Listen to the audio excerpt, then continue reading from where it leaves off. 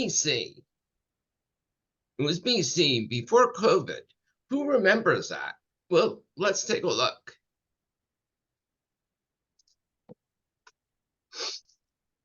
Back then we were facing disruptions and uncertainty, or so we thought. We had no idea what we were into. And what I presented, the title of the session was Shift to Succeed, How to Become a Relevant and Valuable Leader in the 2020. Now, for those of you who might have attended that, you'll see some of those same messages today. Not because I'm lazy, but because they apply more than ever. We, all of us, at the beginning of the year, have another chance to begin writing our own story, or we can have it written for us. I suspect most of us would like to actually take that ownership, to shape and influence who we become, who we can be for us and for our organizations. Now, as part of this, I'm going to be having a few surveys. So if everybody would scan the QR code, that will connect you to a survey that we're going to be doing. And there are going to be 3 actual ones through Slido and a few others as we go on. So I'll leave that up for a moment. And it's actually, you'll see this on the next screen. So the next screen, the first survey question is, are you a future fit leader ready to thrive in the turbulence we're going to face? So if everybody could cast their votes, and we'll talk about this a little bit.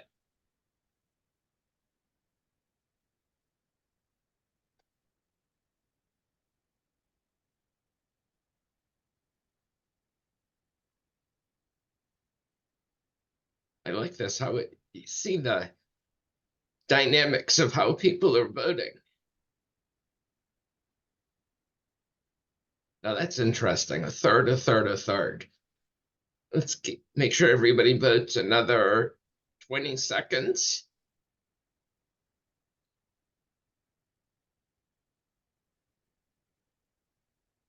All right, so let's look at the results.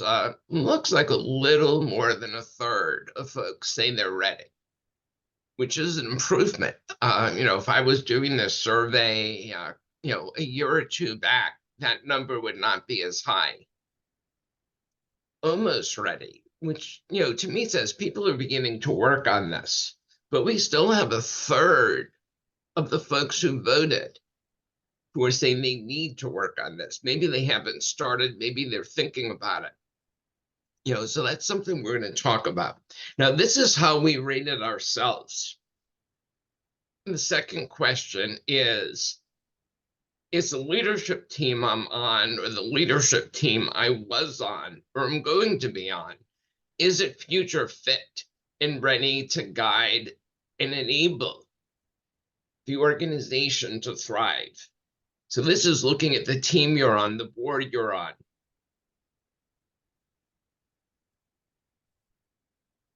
So if everybody would please cast their votes.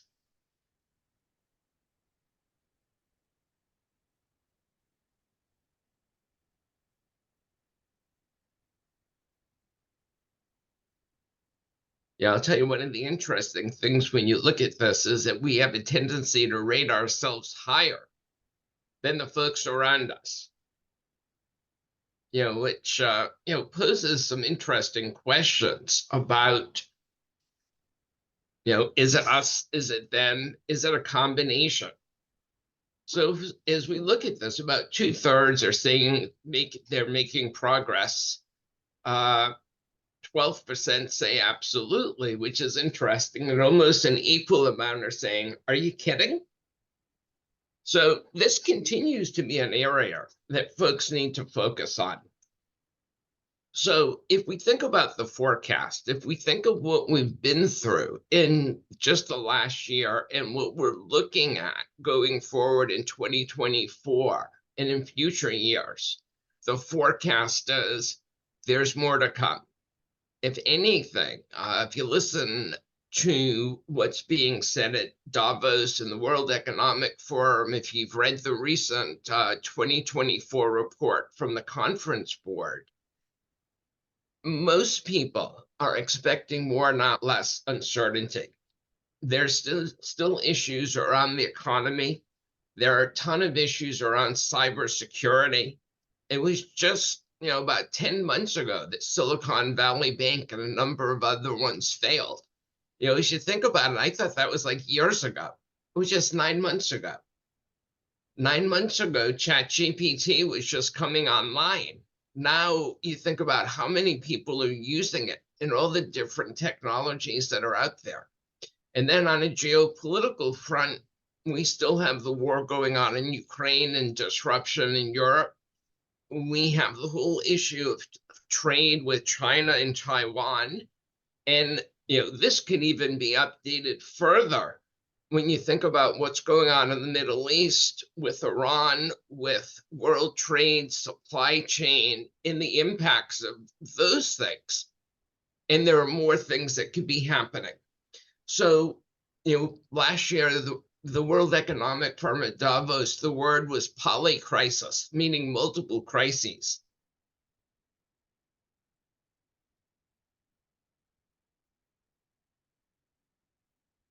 Crisis is the norm. Amy Edmondson, a professor at Harvard Business School, in a recent article pointed out that in a sustained crisis environment, firefighting is not a sustainable strategy. For those of us within corporations, we think about our own businesses. Can you continue to work the way you've worked at the intensity and pressure you've worked on an ongoing basis? Or do you need to build new capabilities? As Amy Edmondson said, that we need to lead differently. So when you think about leadership, there was a European business school professor, Didier Casson, who talked about 4 pillars of leadership. And I really want to focus on 2 today that we'll be talking a lot about. One is about having the right people with the right mindset, with the right capabilities, with the right skills. So it's building that leadership team, it's building that board. And the second part is, how does that leadership team and how does that board work together? What are the organizational norms? What is it about the culture? Do people work together, or are they butting heads? Are they competing? And it's those dynamics that can make or break things. And what was interesting in the conference board's report on 2024 about CEO and board concerns, human capital, people, was a top 5 issue across all geographies globally, across all industries and functions. And when we're talking about human capital, we're talking about culture, we're talking about leadership, we're talking about succession planning and talent. All of those things come together and make a difference in our organizations. Now, as we think about this, we need to shift our thinking. If you look all the way on the left, we have the topic domains. So these are different subjects. And if you look across for each domain, where are we coming from? That might have been where we were. That might be where we are in some of our companies. And then there's the 2 sides. So think about this as a continuum. So if we think about how we view our businesses, how we look at the world, in the past, it was inward. It was company-centric. It was past and present focused. We kind of had that narrow view of what we were looking at. And we need to be thinking more outward and inward. We need to be looking forward, not in the rearview mirror. We need to recognize that we are working not in an isolated chamber, but as part of an ecosystem. How do we respond to crises? Do we continually get surprised, caught off guard, having to react emotionally, reflexively, or are we proactive? Are we getting prepared and ready for a variety of things that could happen? And if we're prepared, we can intentionally and thoughtfully respond.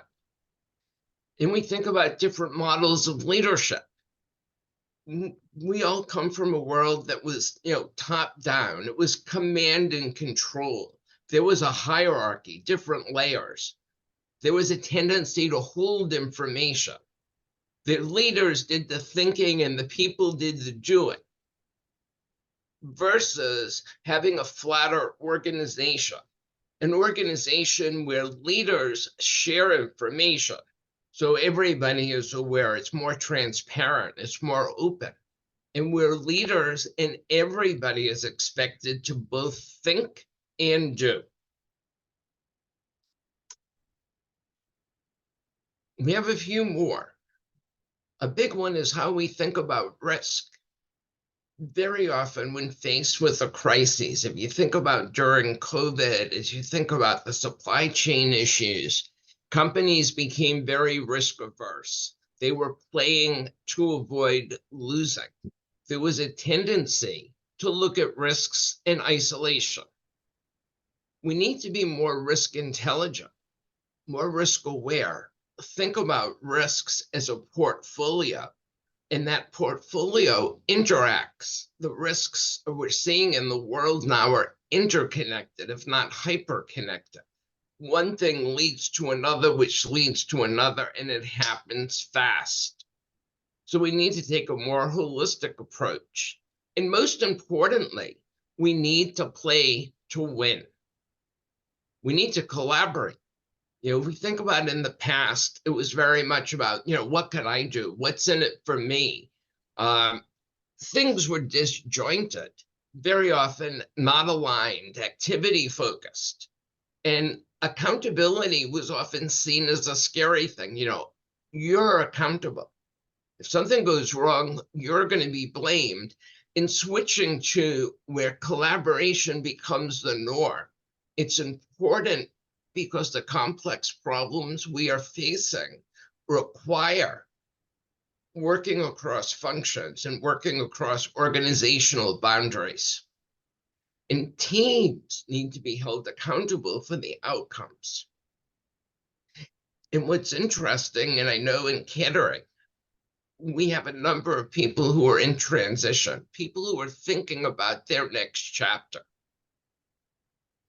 Historically, and I know as a member of Kettering for, wow, it's almost 12, 13 years, we very often would introduce ourselves and talk about a particular expertise or profession. And very often what I would hear is, oh, I've been a CFO or a CIO for 10 years, 15 years, 20 years, wearing that like a badge of honor. And this belief that you continue to move up a career ladder. Well, that's well and good. But if we think about in today's world, all that experience can be a plus or it can be a minus. Are you open to learning, to thinking? It's recognizing that skills very often have a short half-life. You need to be continuously building that skill set. You need to become future fit, which we're going to be talking a lot about. So we have another poll coming up. If you think about that continuum of all the way on the left being yellow, where we are, where we're coming from, to more in the middle, to more green, where do you see yourselves on this continuum? So let's vote.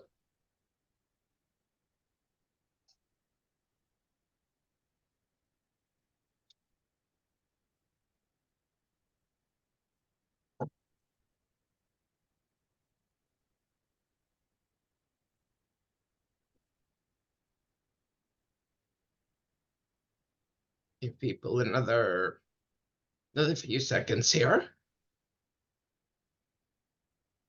Let's make sure everybody's voting.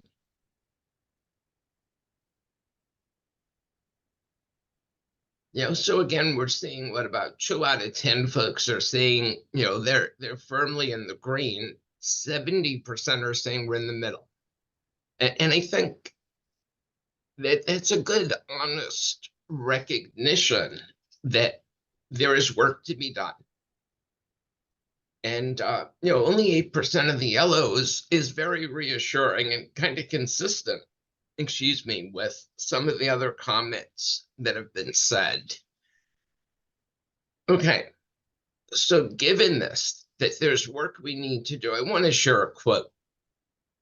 And that is, the illiterate of the 21st century will not be those who cannot read and write, but those who cannot learn, unlearn, and relearn. Alvin Toffler said this over 54 years ago in the book Future Shock.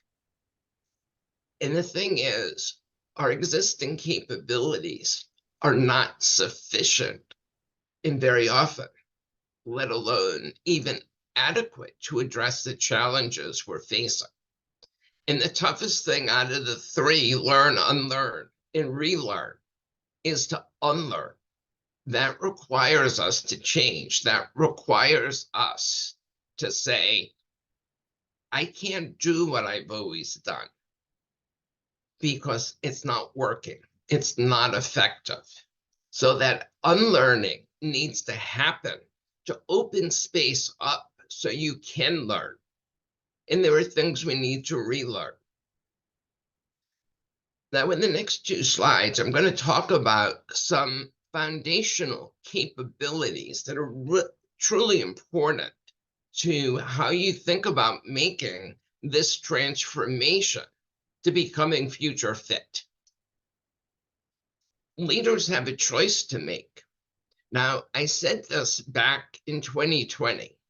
You cannot choose your circumstances, but you can always choose how you respond. And you have a choice. Will you choose to be a captain, someone who steps up to the helm, who steers the ship through the storm, who motivates and engages the crew to achieve your mission?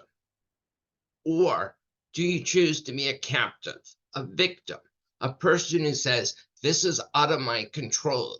Everything is happening around me. I can't do anything about it. You become a captive of your own mind, a victim of circumstances. And a captive goes to the bottom of the boat and is at the mercy of the waves. Captives don't do very well. It's a very unpleasant experience. You just have to look at the corporate graveyards. You have to look at fallen and disgraced leaders who said, I couldn't do anything, versus the captains who take charge and did do something and did make a difference. The second thing, besides taking that agency and taking the ability to control and influence what you can, is the need to see, think, and do differently. Now, when we talk about seeing differently, it's really about using our senses. It's about understanding the environment we're in. It's looking at things from different perspectives, customers, employees, partners, the communities and society we're in, and of course, shareholders. So it's seeing that different perspective. It's the ability to zoom out and see the big picture, and the ability to zoom in to see the details. The second thing, when it comes to thinking differently, we need to move away from binary thinking. I can do this or I can do that. You're either with me or you're against me. We need to move to both and thinking. Think about Amazon Prime for a moment.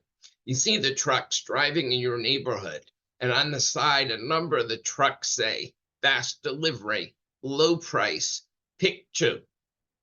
So it's not a matter of you can get one or the other. It's not that you can pay a low price and get low quality or high price and get high quality. That customers want both.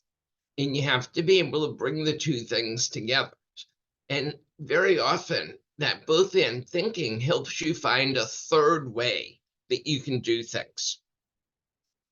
When it comes to doing things differently, One of the key areas we need to get better at is becoming more prepared and more resilient. If you think about in your own homes, I bet compared to the first time I spoke at Kettering in 2020, we all have a lot more toilet paper. We have a can of WD-40, we have duct tape, we have batteries, we have fire extinguishers, we have smoke detectors. These are all things that we do. We have within your family, how you're going to get in touch with each other in the case of emergency, or power goes down or something. That's preparedness. Well, what do we do in our companies? Do we take the steps to be better prepared to deal with whatever comes our way? So it's important to see, think, and do differently. But the question is, so how do we do that? How do we put this all together? Well, the bottom line is we need new leadership capabilities to thrive. And that's why back in 2021, I started codifying, and actually a little bit before that, the 5 leadership superpowers. You're going to hear a lot about those today. And the 5 leadership superpowers are an overlay set of capabilities. You still need to be a good leader, a good manager, be able to motivate people, communicate well, provide a sense of direction. But the superpowers is that extra set of capabilities that help leaders, boards, and organizations thrive in the face of disruption and uncertainty. So I'm going to walk through each of the 5 somewhat quickly, and then we'll dive in to each one.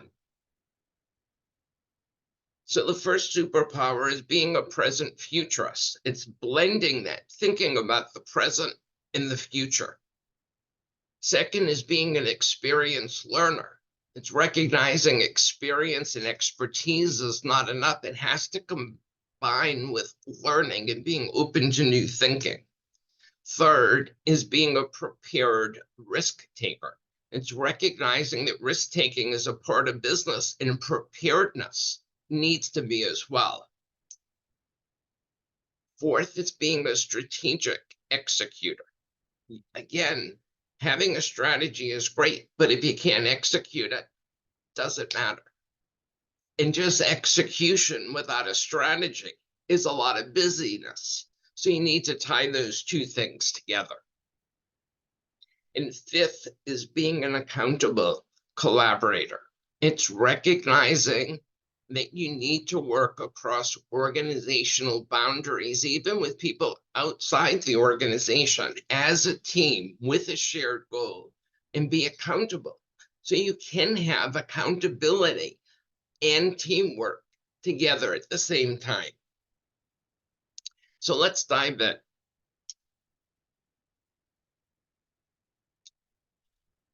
The first superpower about being a present futurist can be a real driver of growth and innovation. If we think about Mary Barra, the CEO of General Motors, she's a great example of being a present futurist. She saw how the market is changing. She saw how climate change and other things were impacting a need to move away from gas-powered vehicles to electric vehicles. And she started shifting General Motors to focus on those customer preferences. Looking towards the future, she saw a world where electric vehicles become much more commonplace. And if you think about where policies are going, that is going to be the new world. And as a result, she focused GM on being all electric and carbon neutral by 2040. And even now, multiple types of electric vehicles. So it's that commitment to the future. It's that vision. It's that thinking through different scenarios that is so critical. So it's about robustly understanding the present. It's about having that foresight to reimagine what that future looks like and blending those two thoughts together.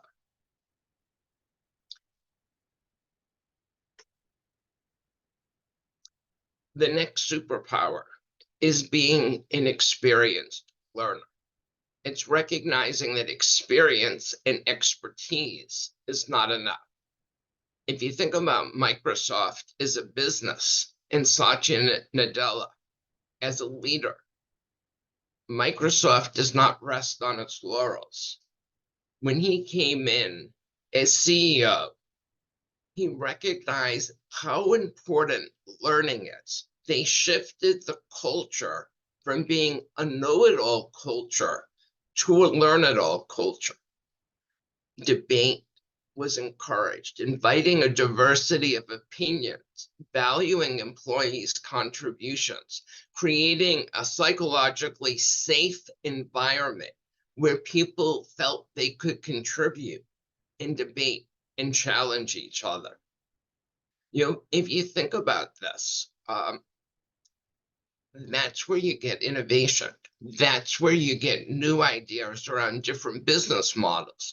That's what drove Microsoft to really start investing in AI and thinking about different business models. Now, it's interesting, when you think about being a present futurist and being an experienced learner, and as I was putting these together, I had the realization that that was how I was working with my clients. I was challenging them to learn, to look at things in new and different ways, to listen to voices they hadn't heard before, to engage that diversity of opinion, to be curious where they had not been curious before.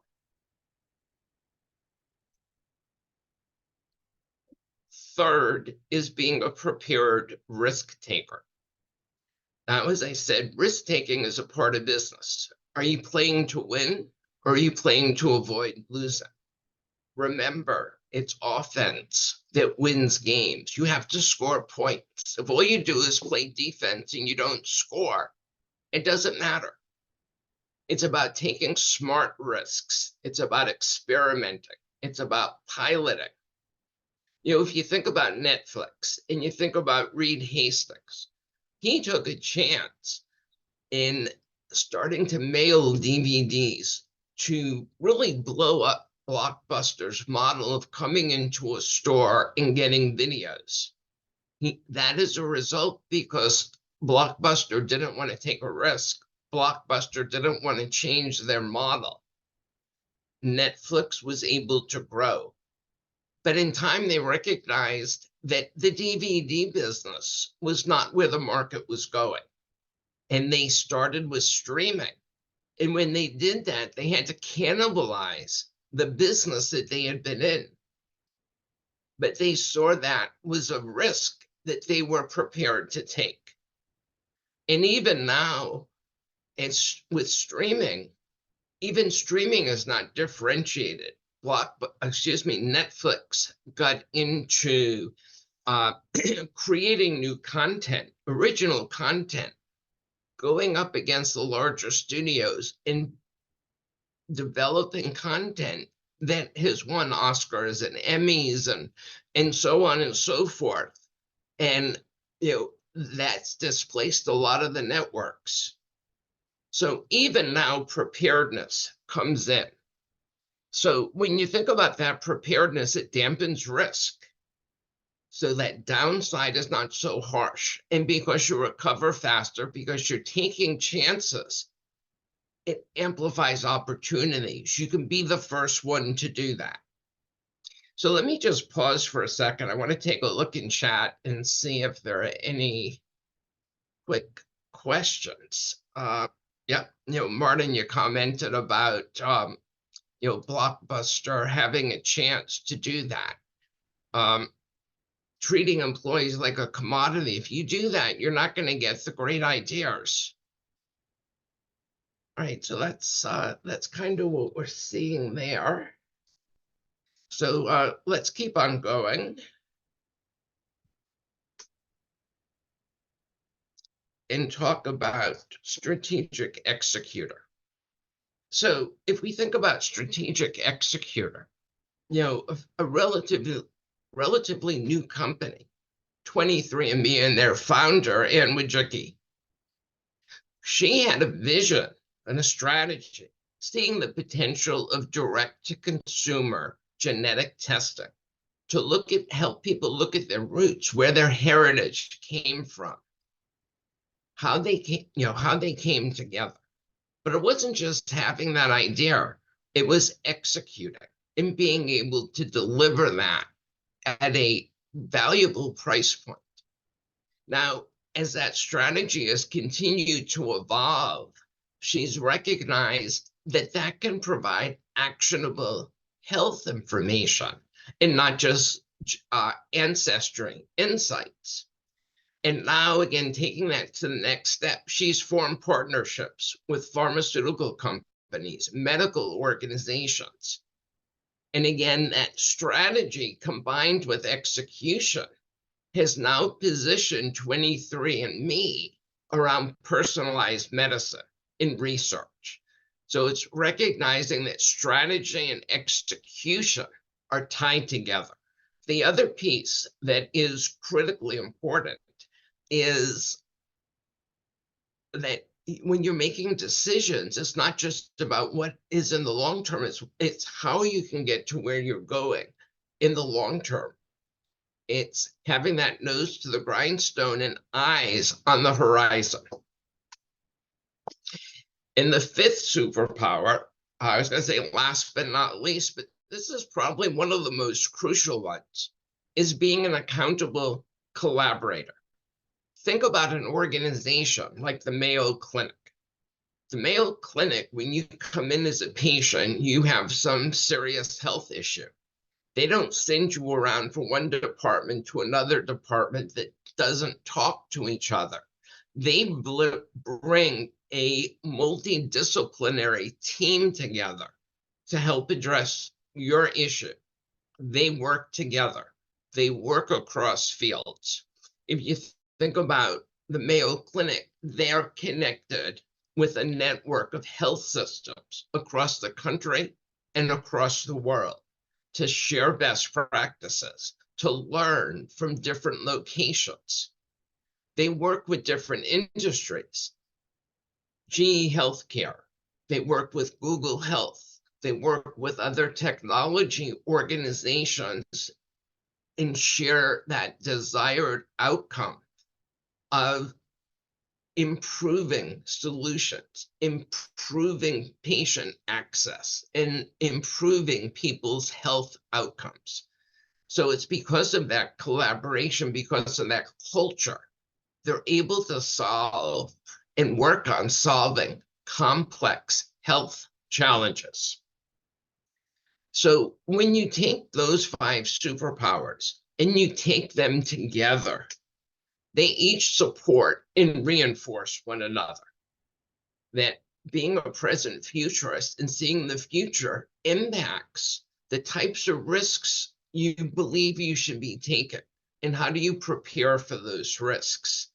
Being a present futurist helps you understand where you have to adapt and pivot on your strategy. Those adaptations inform what are the things you need to learn. And being an accountable collaborator, how you need to work together. So if you think about the benefits, leaders better understand the present more fully, more robustly, and they can foresee, anticipate, can do scenario analysis to better think about what are some of the possibilities in the future. It's about identifying and building critical capabilities, not just resting on what we know. In doing these things enhances organizational readiness, that ability to pivot and resilience. And when you think about the results I've mentioned, dampening downside risk, you dampen it because you're prepared. You bounce back. If you have these capabilities, you bounce back faster. And if you bounce back faster, you can pounce on emerging opportunities while others are still struggling to recover. You get the opportunity sooner. You earn excess returns. You gain market share because you're there first. And you think about the environment we're facing. You're kind of like going on this white water and you don't know what's ahead. But if you're prepared and you're ready, you have the superpowers, your probability of success goes up very, very quickly. Now, we've talked about some of the organizational benefits, but let's look at individual benefits for you as a superpowered leader. How is this going to help you in your career? How is this going to help you build future leaders? How is this going to help you become a board member or become a better board member? Well, if you're a superpowered leader, you have better and superior situational awareness and foresight. You're better at making informed, timely, valuable decisions and able to solve problems. You have a heightened agility. You're able to adapt. You don't run away from disruption and uncertainty. You embrace it and you work with it. You're better at leading. You engage followers. People want to work with you, and you're better at collaborating. And as a leader, you now have more credibility. You're trusted. Investors look at that and they value your company, your organization higher. And companies need leaders like that. So that helps you as a candidate being considered for that next position, being considered for that board role. So the superpowers now, they're superpowers because most people don't have them. So it's a way for you, for your organization, for your board to differentiate itself and create value. So if you think about this, what do you need to do to become future ready? I'm going to go through this, and then we're going to open this up for questions in just a minute. It's important to assess where you are. We did that a little bit with the survey. I know a number of you took the online future readiness assessment and saw kind of where your results were. But it's assessing where you are. Where's your organization? Identifying and prioritizing the gaps in the context of your business, the environment, the industry. Because depending on where you are, the business you're in, the pressures you're under will dictate which superpowers you need maybe to work on first. What underlying foundational things do you need to address? And then it's imperative to learn, to develop, and apply the 5 leadership superpowers. I'm biased. They're cool concepts, but they don't create value unless they're applied. They don't create impact unless they're applied. And it helps to engage a trusted partner and guide. There's a lot of change that's involved here. There's transformation. It's about creating the environment to have those critical discussions to help you build that future readiness roadmap and to support you, to guide you, to coach you, to answer questions as you do that journey. Becoming future fit is a leadership team, a board priority. Again, we said the world's not getting any simpler. If anything, it's going to be more complex, more challenges. We can't just hang on by our fingernails anymore. And it's also important as a leader to develop other future fit leaders. And we can't develop future fit leaders unless we become future fit ourselves. I'm just going to put this up for a moment. Some of you have already taken the future readiness assessment. If you use this link, or if you want to scan this QR code, and I'll put that up again towards, at the end when we're doing Q&A. It's a good way to start. This is an individual assessment. If you reach out to me, I have an organizational assessment as well. You can give to a leadership team, you can give to a board. So one is a future readiness assessment. The second thing, I'm going to be having a lunch and learn on February 6th at noon. And in the session, we're going to start to get talking more about implementation and application. I'll take a few moments to revisit and review the superpowers. We'll talk about what are the risks of not doing this. So you start to see it, people say, oh, that's a lot of change. That's a lot of work. That's true. But what happens if we don't do it? And people say, the need, if people change when the pain of not changing is greater than the pain of changing. And we'll talk about where do you apply the superpowers and in what processes and things like strategic planning and initiative portfolio management. What do you work on? And we'll actually work through a case in that session so the participants can identify what superpower is needed and how to apply it. And we'll talk about upcoming programs. So if you're an aspiring executive, if you're already in a position, this session's for you. And again, you have the QR code. Most of you, I'll share my email, simply j@jwiser.com. If you haven't connected with me on LinkedIn, please do so or follow me. I have a lot of content. I believe in sharing that content, sharing those insights. You have my website and you have my Calendly link if you want to set up a chat. So with that, I want to open it up for questions.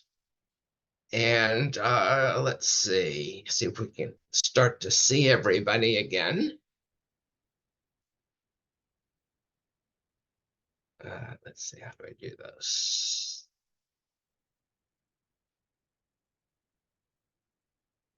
I need to change my view. So let's open it up for questions. Let me look at chat here, and I'll do that first. So let's see. Calvin, you mentioned that many leaders don't make a decision, but they fail to realize that by not doing something, they've actually made a decision. And that is so important because people say, oh, I'm not going to do anything. That's no risk. Go back and think about that and say, what is the risk of waiting? What is the risk of not doing something? Can you afford to take that risk? So let me stop sharing for a minute so that way I can see everybody, and I'll pop this back up again.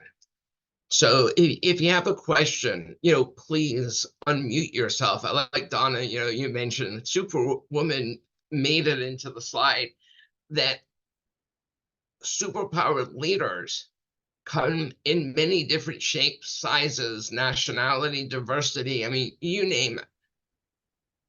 A 70-year-old can be a superpowered leader just as easily as a 30 or 40-year-old. It's a choice. So if you want to unmute yourself or put a question in chat, let's have a little bit of a conversation on this.